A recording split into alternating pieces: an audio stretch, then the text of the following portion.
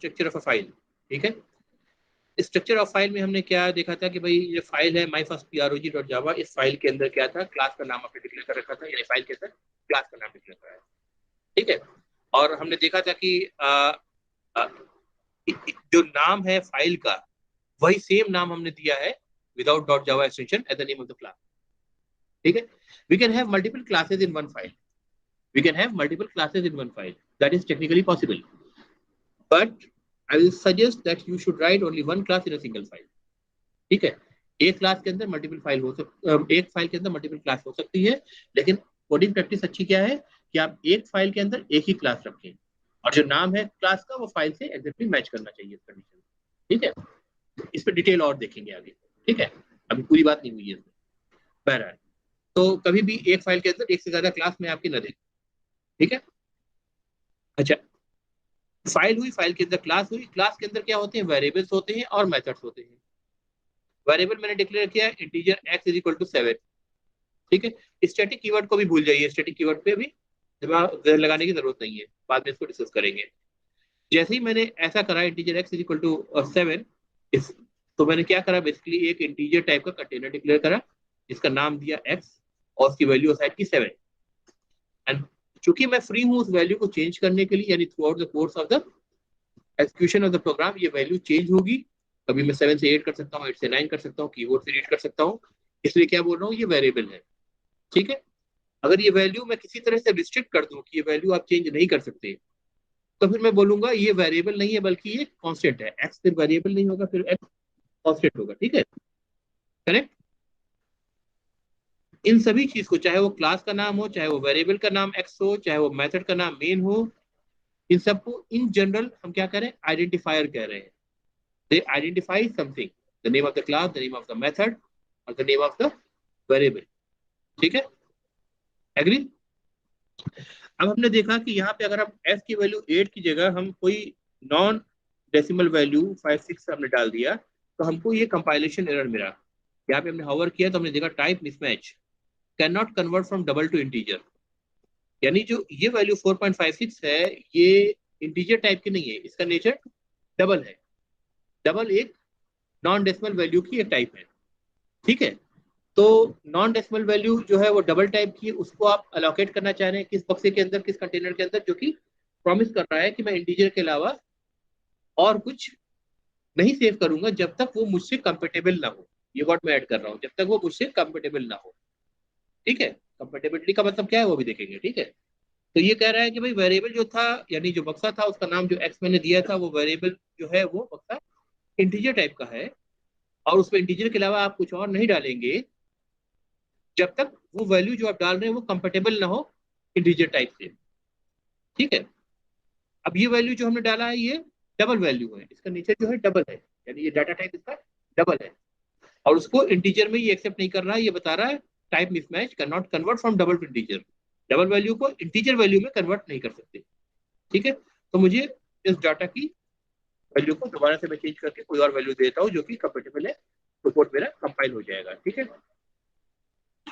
अब कंपेटेबिलिटी का क्या मतलब है ये समझते हैं।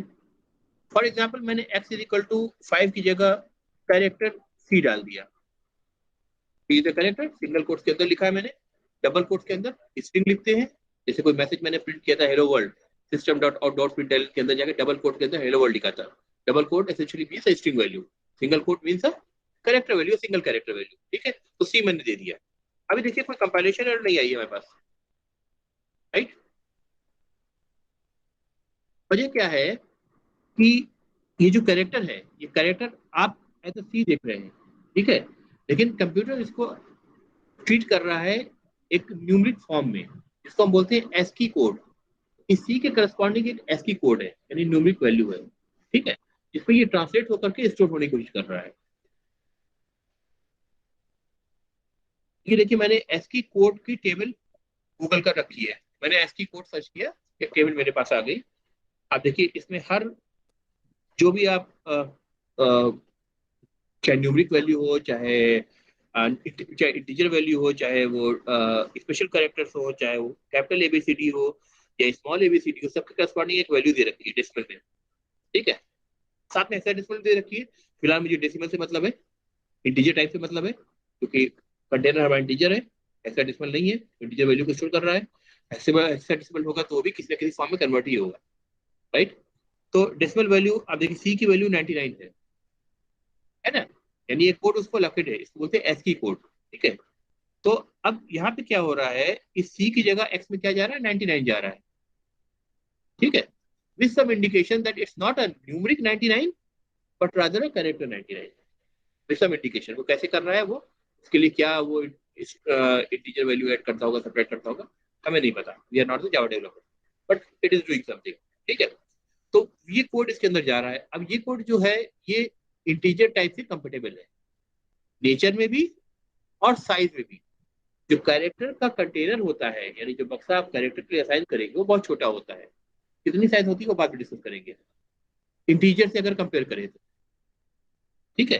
जो कंटेनर है कैरेक्टर के लिए उसकी साइज भी काफी कम है इंटीजर के मुकाबले में, ठीक है। तो जब साइज भी कम है तो बड़ी एक छोटी चीज को बड़े बक्से के अंदर डाला जा सकता है, तो उसे डाल दिया। जबकि इससे पहले जो मैंने नॉन डेसिमल नंबर डाला था 3.45 समथिंग, ये जो वैल्यू है इसको आपका जो कंपाइलर है ये ऐसे देख रहा है जैसे इंटीजर जितनी वैल्यू स्टोर कर सकता है उससे बड़ी वैल्यू मान रहा है, ठीक है।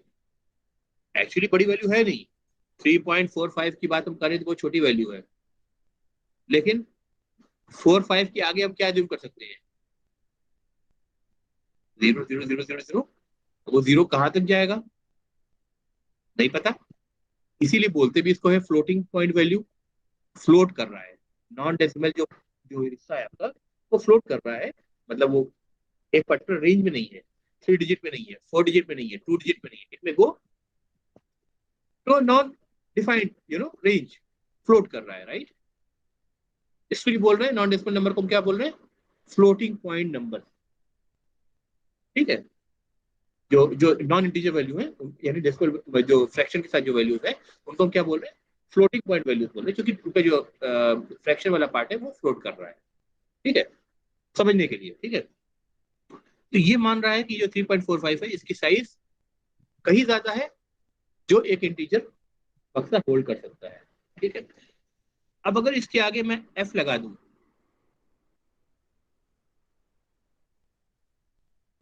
कोई चीज नहीं आया, अभी भी ये मान रहा है कि वैल्यू अभी भी ज्यादा है। एफ का इंडिकेटर है it's another data type float. तो दो डाटा टाइप होते हैं नॉन डेसिमल नंबर के लिए, एक होता है float, for example y is equal to 3.45, लेकिन जब आप ऐसा करेंगे तो आपको एफ लगाना पड़ेगा यहाँ पर, ठीक है। और एक होता है डबल, फॉर एग्जाम्पल डी से ही मैं रिप्रेजेंट कर देता हूँ, इज इक्वल टू 4.56, इसके आगे आपको कुछ भी नहीं लगाना पड़ेगा, वो अपने आप उसको डबल मान लेगा, ठीक है। तो ये दोनों ही जो डाटा टाइप है फ्लोट और डबल, ये दोनों फ्रैक्शन नंबर्स के लिए यूज होते हैं, राइट। डबल की साइज जो है ये फ्लोट वाले से ज्यादा है, ज्यादा इनफैक्ट डबल है, सच में डबल है उससे।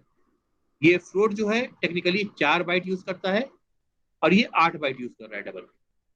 इंटीजर भी आपका 4 बाइट का होता है, ठीक है, इंटीजर 4 बाइट का होता है, फ्लोट भी 4 बाइट का होता है। यानी फ्लोट में उसका इंटीजर पार्ट और नॉन इंटीजर पार्ट यानी फ्रैक्शनल पार्ट दोनों 4 बाइट के अंदर आना चाहिए, लेकिन वो 4 बाइट तक ही लेके जाना है, उसके आगे की कोई वैल्यू 0 0 जो अज्यूम कर रहा था मैं उसको ट्रंकेट कर देना है, उसका इंडिकेशन आप एफ लगा के दे रहे हैं। ये डबल वैल्यू नहीं है, ये फ्लोटिंग पॉइंट वैल्यू है। अगर आप कुछ भी नहीं लगा रहे तो बाय डिफॉल्ट वो डबल वैल्यू जो 8 बाइट के कंटेनर में जाएगा, ठीक है, करेक्ट। अब यहाँ पे क्या हुआ आपने देखा टेक्निकली अभी भी टाइप मिसमैच कर रहा है, can not convert from float to integer.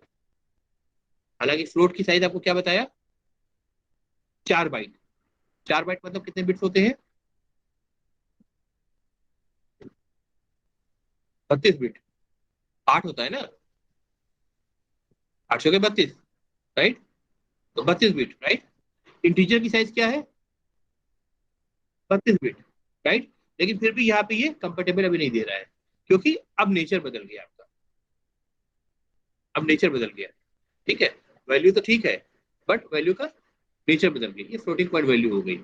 अभी इसको कंपेटेबिलिटी की तरह नहीं देख रहा है, अब साइज को छोड़ के ये नेचर पे आ गया। ठीक है, क्लियर हो रही है बात। अक्सर छोटे छोटे कोड मिलेंगे जिससे आपको पूछेगा भाई इसमें क्या देगा, ये कंपाइलेशन देगा या क्या आउटपुट देगा। ऐसे आपको अपने दिमाग को यूज करना है कि कंपेटेबिलिटी को सेटिस्फाई कर रहा है या नहीं कर रहा है। ठीक है,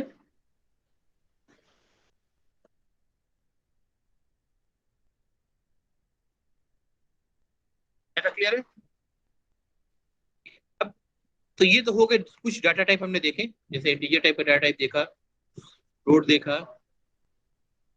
हाँ बोलिए। इंपोर्ट अगर आपको लगाना होगा तो पैकेज के बाद लगाएंगे, पैकेज से पहले। और हाँ, लिखो। अब तो मेरे देखे मैं नहीं बता पाऊंगा ना, तुमने कुछ हेरफेर किया होगा।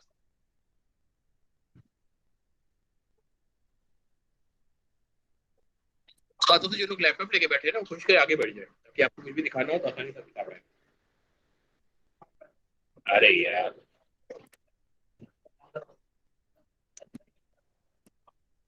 ये तुमने डाला है अलग से।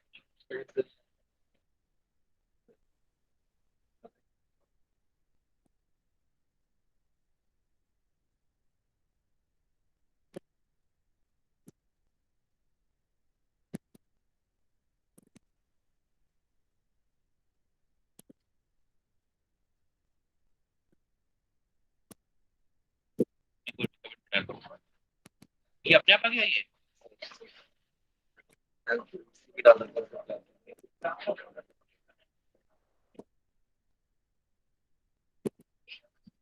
हटाने में चली तो जाएगी चीज, लेकिन ये आया क्यों अपने आप। मैं एक नई फाइल बना के देखता हूँ, राइट क्लिक। सही है, सही दिख रहा है। देख लेते हैं, उसमें लगता है कुछ दिक्कत जो अभी ना आ रही क्लास टाइम बनाते हैं।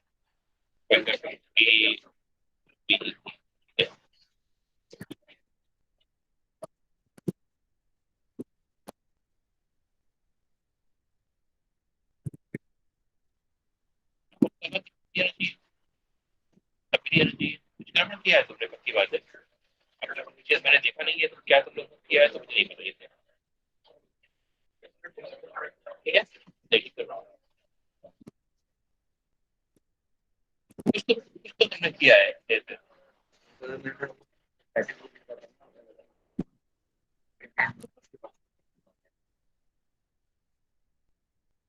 नहीं, कुछ तो गलती की मैं गलती से कुछ कुछ तुमने ऐसा किया होगा जैसे कि pointer change status change event के तुमने क्लास लिख दिया होगा, सही कुछ होगा तो यस कर दिया होगा, ऐसा कुछ है। हटा दिया, मैंने कमेंट कर दिया। कोई प्रॉब्लम नहीं है। तो कुछ रन कर लो या प्रिंट करो कुछ।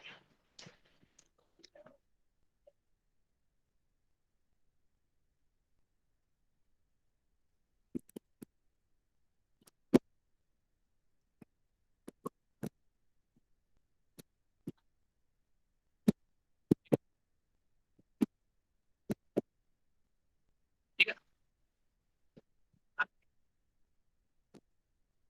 कभी कभी ऐसी मिस्टेक्स हो जाती है जो आप आपने करा है और उसमें आपने कुछ गलती कर दी है, हो गई है, अब हो चुकी है उसको होते हुए मैंने नहीं देखी तो मैं ये नहीं बता सकता आपने उसको क्या गलती करी है।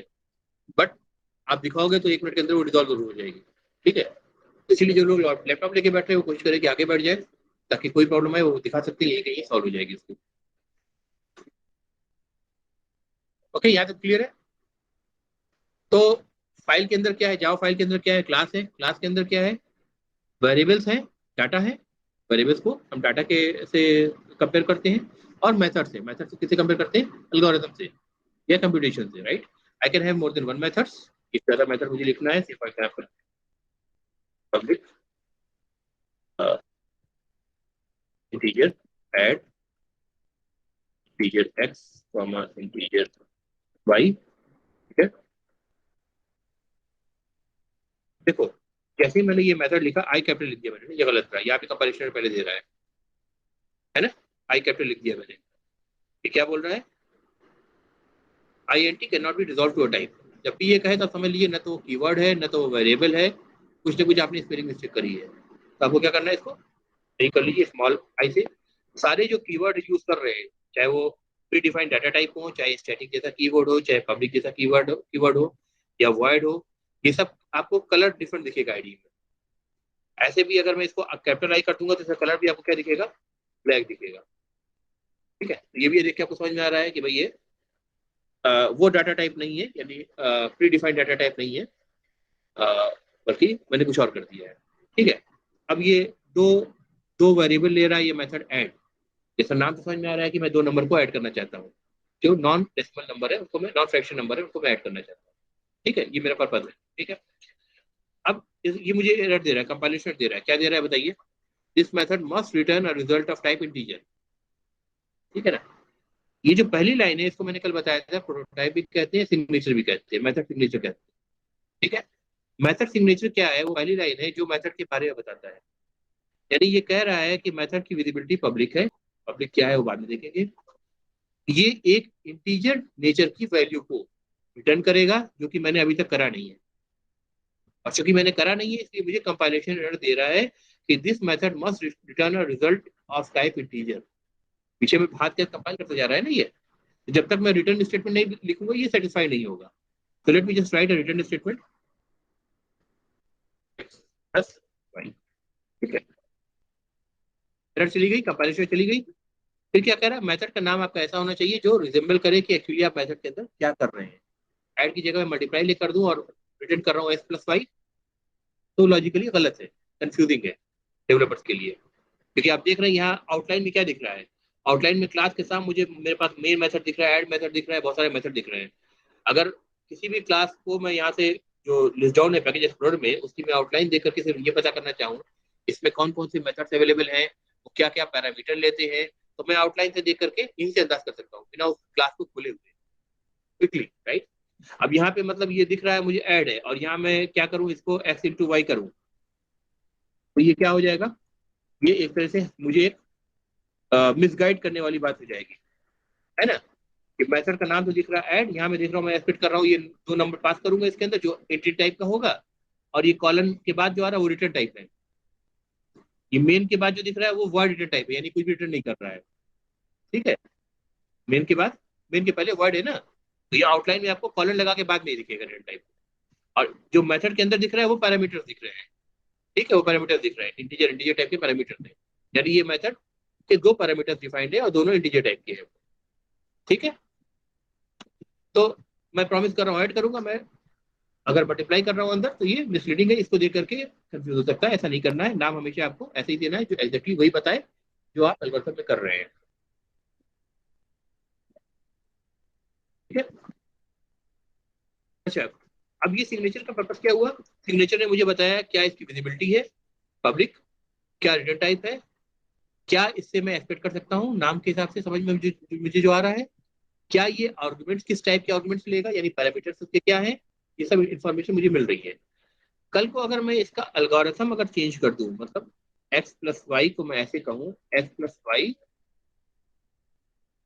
की जगह मैं X+Y का डबल रिटर्न करना चाहता हूँ, मल्टीप्लाइड बाई 2 फॉर एग्जाम्पल। ठीक है, तो मेरी सिग्नेचर पे कोई असर नहीं पड़ा, लेकिन मेरे कोड पे असर पड़ा, है ना।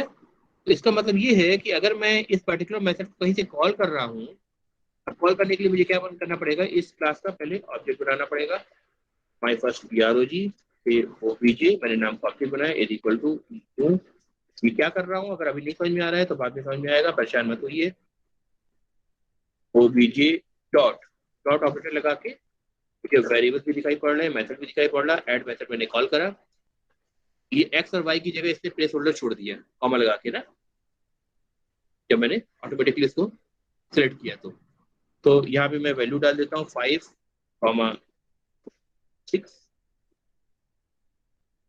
ठीक है, तो ये ऐड मेथड जो नीचे मैंने डिक्लेयर कर रखा है इसको मैं कॉल कर रहा हूँ, एक्चुअली ऐड मेथड को कॉल कर रहा हूँ मैं, और इसके अंदर क्या आर्गुमेंट पास कर रहा हूँ, 5 और 6।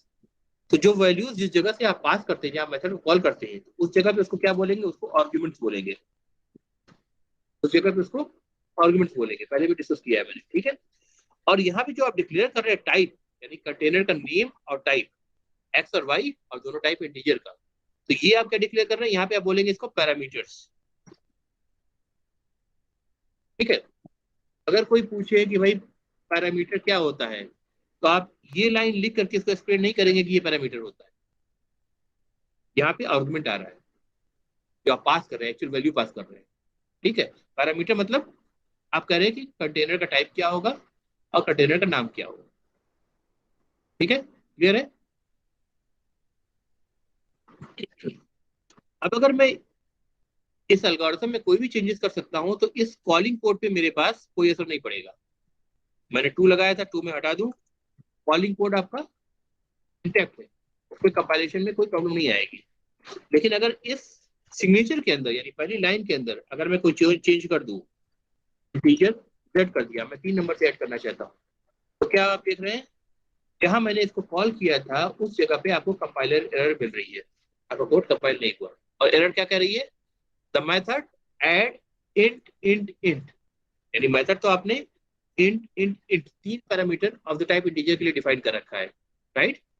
This method in the type my first PROG, name of the class, इसके अंदर आप डिक्लेयर कर रखा है ये method, is not applicable for the arguments, वो इस आर्गुमेंट के लिए एप्लीकेबल नहीं है जो कि सिर्फ 2 है और ऑफ द टाइप इंटीजर। यानी आपको यहाँ पे क्या चाहिए, 3 आर्गुमेंट चाहिए, राइट। अब कोड आपका सही हो गया। तो मसला ये है कि जब तक आप अपने सिग्नेचर को चेंज नहीं कर सकते हैं, कर रहे हैं, और उसके अंदर के कोड को, यानी कंप्यूटेशन को या एल्गोरिथम को अगर आप चेंज कर रहे हैं, तब तक ये जो कॉलिंग कोड है, इस कॉलिंग कोड, चाहे 1000 जगह से कॉल हो रहा हो ये मेथड, उन 1000 जगह पे असर नहीं पड़ेगा। ठीक है। लेकिन अगर पहले से लिखा हुआ मेथड है, उसकी आपने सिग्नेचर को चेंज कर दिया, जैसे int की जगह मैंने void कर दिया फॉर एग्जाम्पल, ठीक है, तो यहाँ पे आपको कंपाइलेशन एरर मिलना शुरू हो गया। ठीक है। अगर void की जगह मैंने कर दिया, डबल कर दिया, ठीक है, अब जो वैल्यू रिटर्न होगी ये डबल में कन्वर्ट होकर चली जाएगी। ठीक है। और अगर मान लीजिए यहाँ पे मैंने इसको जो रिसीव किया है, रिसीव करने वाले कंटेनर इंटीजर रिजल्ट बना रखा है, कंपाइलेशन एरर यहाँ पे आ गई, देखिए ये वैल्यू मेथड कॉल कर रहा हूँ मैं, 5 6 7 पास कर रहा हूँ, सिर्फ 3 वैल्यू, 3 वैल्यू को यहाँ मैं सम करूंगा, let me just edit, add करना मैं भूल गया था, प्लस जेड, तीनों वैल्यू को मैंने ऐड कर दिया, इन वैल्यू को रिटर्न कर दिया। रिटर्न कैसे करा, एज इंटीजर नहीं किया बल्कि डबल कर दिया, मैंने सिग्नेचर को चेंज कर दिया डबल से। डबल का कंटेनर 8 बाइट का होता है, इंटीजर का कंटेनर 4 बाइट का होता है। Double non non integer number है, यानी फ्रैक्शनल नंबर है, और इंटीजर आपका सिंपल नॉन फ्रैक्शनल नंबर है, राइट, इसमें डेसिमल्स नहीं होंगे। तो मैंने जो कहा कि भाई इसका जो आउटपुट मुझे मिलेगा, यानी जो रिजल्ट रिटर्न होकर के आ रहा है, वो इस जगह को रिप्लेस करेगा, यानी 5 6 7 इन तीनों को ऐड किया तो कितना आया, 15 16 17 18, 18 हुआ ना, तो 18 यहाँ रिसीव हुआ था।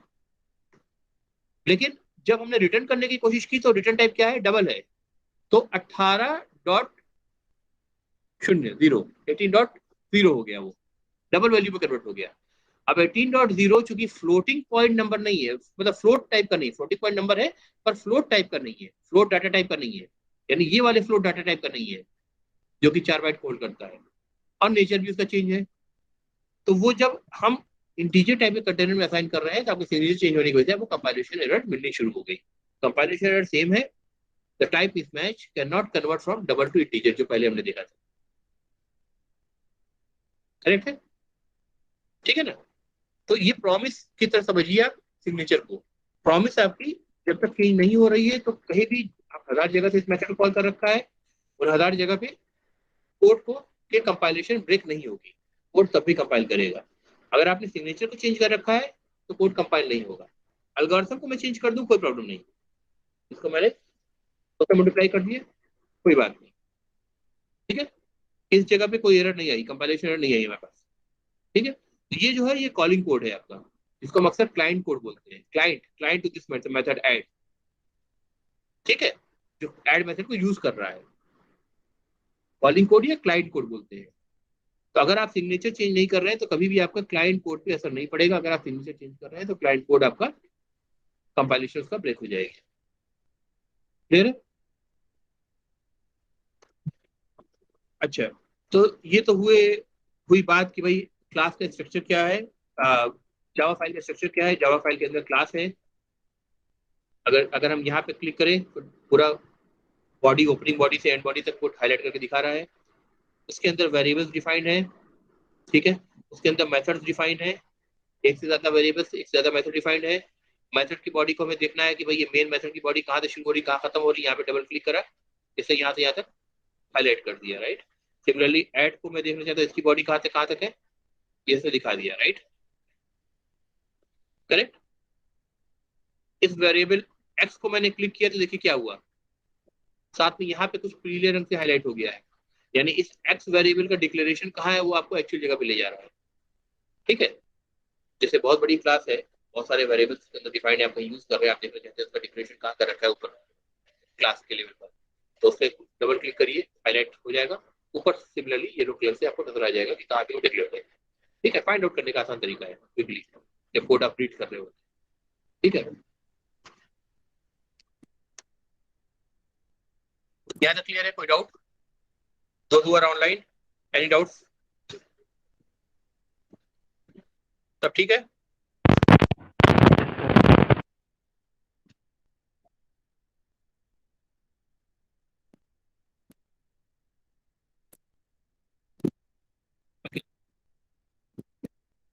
अब बात करेंगे जावा कोडिंग कन्वेंशन की, ठीक है।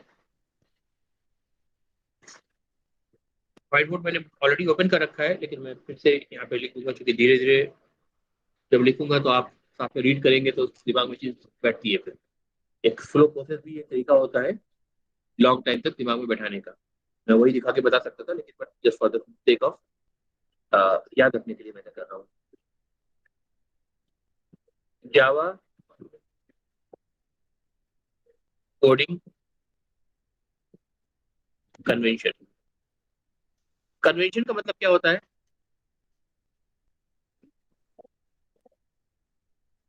कोई ऐसी प्रैक्टिस जो काफी समय से चली आ रही है, ठीक है।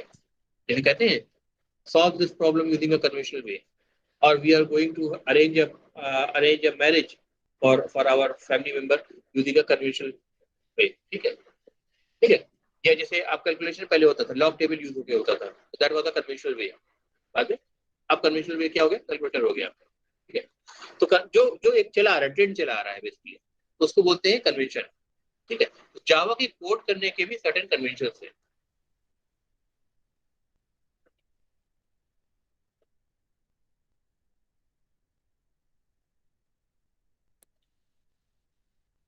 कोड कन्वेंशन का मतलब ये है कि अगर आप इस कोड कन्वेंशन को जो मैं बताने जा रहा हूँ, अगर उसको आप फॉलो नहीं करते हैं तो आपके प्रोग्राम के कंपाइलेशन पे और उसके एग्जीक्यूशन पे कोई असर नहीं पड़ेगा।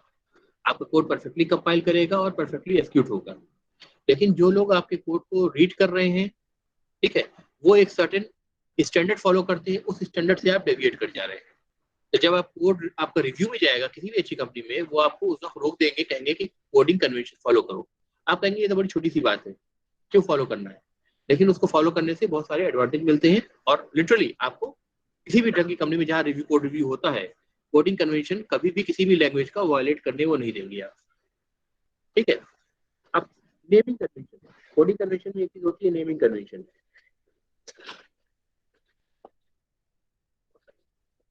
अभी आइडेंटिफायर्स की बात करी हमने। Identifiers could be the name of the class, the name of the variables, the name of the methods, ठीक है, और the name of the constant. Constant को भी किनारे रखते हैं, तीन चीज को पकड़ते हैं, name of the class, name of the method and name of the variables. इन तीन को जो नाम हम यूज करें उसको बोलते हैं आइडेंटिफायर है, राइट। तो नेमिंग कन्वेंशन ऑफ आइडेंटिफायर्स,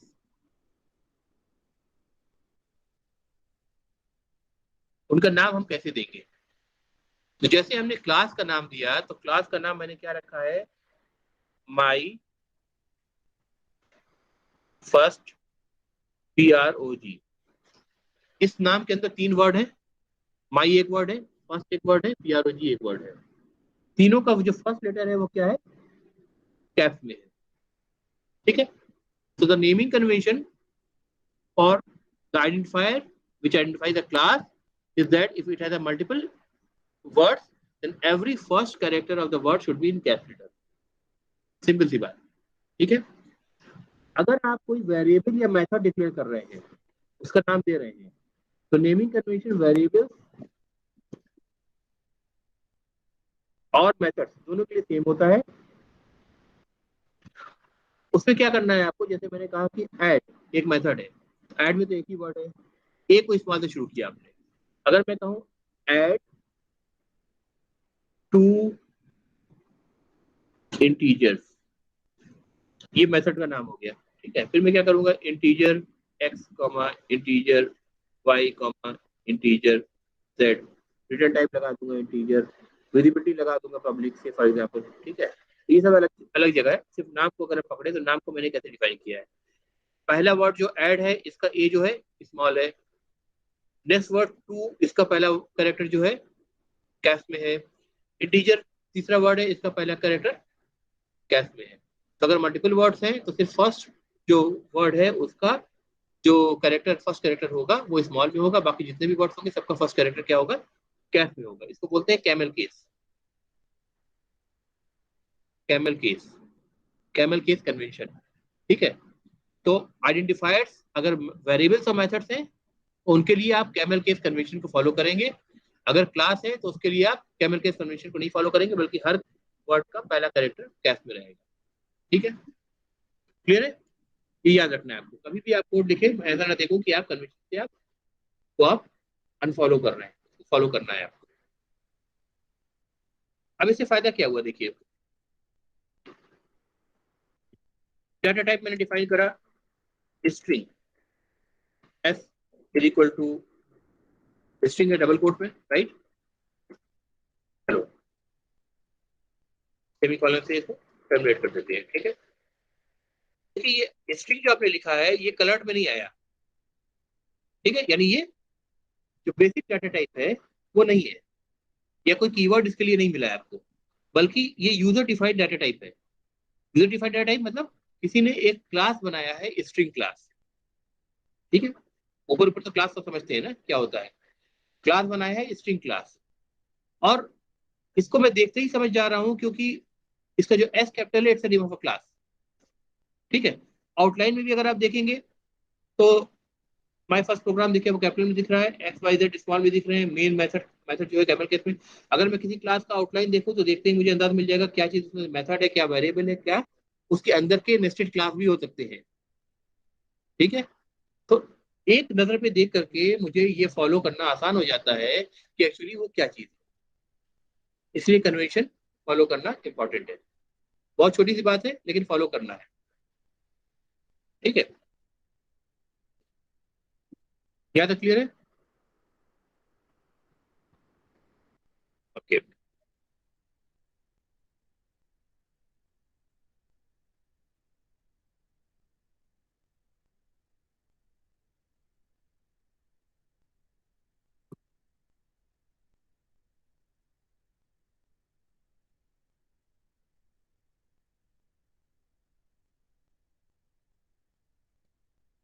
तो मैंने टाइप किया डाटा टाइप इन जावा, मैं गूगल कर रहा हूँ, ठीक है।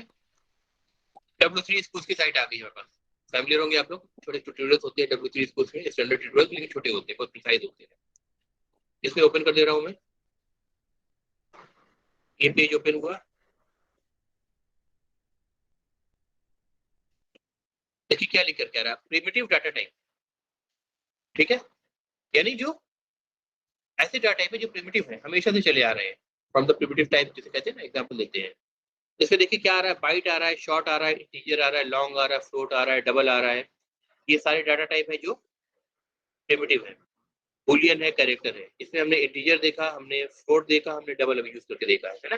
कैरेक्टर भी एक एक नजर देख लिया है कैरेक्टर डाल करके। तो ये सारे जो डाटा टाइप है ये कितने हैं, 8 है। इनको बोलते हैं प्रिमिटिव डाटा टाइप, ठीक है। कोई क्वेश्चन पूछे what are the primitive data type, यही 8 डाटा टाइप आपके प्रिमिटिव डाटा टाइप कहलाएंगे, ठीक है। डिफरेंट लैंग्वेजेस में डिफरेंट प्रिमिटिव डाटा टाइप हो सकते हैं, तो टर्मिनोलॉजी तो सेम रहेगी, ठीक है। सी प्लस प्लस के प्रिमिटिव डाटा टाइप डिफरेंट हो सकती है, उनके लिए डिफरेंट हो सकती है। तो मैंने जो कोड लिखा है इसमें इंटीजर फ्लोट डबल ये तो प्रिमिटिव टाइप है। स्ट्रिंग जो है वो प्रिमिटिव टाइप नहीं है, ये क्या है, यूजर डिफाइंड टाइप है। फर्क सिर्फ इतना है कि इस यूजर डिफाइंड टाइप को मैंने एज अ डेवलपर डेवलप नहीं करा है, इसका क्लास नहीं बनाया है, बल्कि जो जावा के इनिशियल डेवलपर्स है, लैंग्वेज के डेवलपर्स है, उन्होंने ये क्लास बना करके मुझे दे रखी है कि तुम इसको यूज कर लो। ठीक है, कितनी जगह हम यूज करते हैं system dot out dot printer.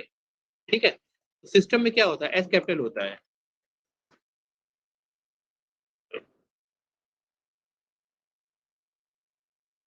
Right. इसका मतलब system is the name of the class, out is not the name of the class. ठीक है, println is not the name of the class, println के साथ parenthesis लगी है, इसका मतलब प्रिंटलन मेथड है। आउट के साथ पैरेंथेसिस नहीं लगी है, लेकिन वो स्मॉल लेटर से शुरू हो रहा है, यानी कैमल केस को फॉलो कर रहा है। इसका मतलब ये क्लास नहीं है, ये मेथड नहीं है, ये क्या है, ये वेरिएबल है। किस टाइप का है वो बात की बात है। आउट जो है वेरिएबल है, पहचान आ रहा है ना।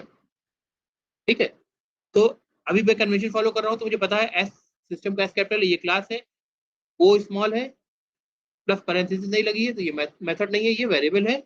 और प्रिंटलन जो है, क्योंकि इसके साथ पैरेंथेसिस लगी है, इसलिए मेथड कॉल है। क्लियर है। तो अब तक जो हाईलाइट है, हमने ये देखा कि भाई जावा फाइल जो होती है उसके अंदर क्लास होता है, सबसे पहला जो स्टेटमेंट है वो पैकेज होता है। क्लास के अंदर you can have different data types defined, और you can have different methods defined. Data जो होते हैं उनको आप क्या बोलते हैं, वेरिएबल्स और कांस्टेंट, दो पार्ट में डिवाइड होता है। वेरिएबल उसे कहते हैं जो जिसकी वैल्यू को हम चेंज कर सकते हैं कोड में, चाहे असाइन करके मैनुअली कोड के थ्रू, और कीबोर्ड से रीड करके। ठीक है, उनकी वैल्यू चेंज हो सकती है। कांस्टेंट का मतलब तब होगा जब एक बार आपने वैल्यू असाइन कर दी, उस वैल्यू को किसी भी तरह से मैं चेंज नहीं कर सकता। कैसे रिस्ट्रिक्शन लगाएंगे, कांस्टेंट कैसे बनाएंगे, वो बात की बात है। ठीक है, एक से ज्यादा मैंने मेथड बनाए। इसमें आपने देखा कि एक मेथड जो मेन है, इसके आगे स्टैटिक कीवर्ड लगी है, इस मेथड को हम बोलेंगे स्टैटिक मेथड, इसको हम बोलेंगे स्टैटिक मेथड। क्या होता है, बात की बात है। और यहाँ पे चूंकि स्टैटिक कीवर्ड नहीं लगा है, इसलिए हम इसको बोलेंगे जो ऐड मेथड है वो नॉन स्टैटिक मेथड है। ठीक है, प्रिमिटिव टाइप आपको अभी मैंने दिखाया, 8 प्रिमिटिव होते हैं जावा में, इनकी साइज इधर लिखी है। इन नेक्स्ट क्लास में इसको डिस्कस करेंगे, इनकी साइज और इनके टाइप्स का क्या मतलब है। Correct, so that's it for today's class. ठीक है, कोई डाउट इसमें, एनी डाउट्स। ये सारी चीज जो मैं कोड कर रहा हूँ, इसमें बार बार कंपाइलेशन डाल रहा हूँ, आप लोग भी करके इसको देखेंगे। ठीक है, बेहतर तो है कि हाथ के हाथ करके देख लीजिए मैं कर रहा हूँ। सारी एरर मैसेज मैं यहाँ दिखा रहा हूँ, आप खुद अपने सिस्टम पे देखें, वो ज्यादा बेटर है। क्या यहाँ, अरे यार रिटर्न स्टेटमेंट हमेशा लास्ट में जाएगा ना, इसलिए एरर दिखा रहा है, क्यों परेशान हो? तो भाई एरर, ठीक है ना। भाई सब कुछ करने के बाद ही तो कोई चीज रिटर्न करते हो ना। अगर उससे पहले रिटर्न कर दोगे तो बोलेगा भाई जब रिटर्न कर गए तुम कोड से बाहर निकल गए, फंक्शन से बाहर निकल गए, तब कंप्यूटेशन काय कर रहे हो, यही कह रहा है ना। ठीक है, so I am dropping the class for now. Any question from online people? No, sir. No, sir. Okay.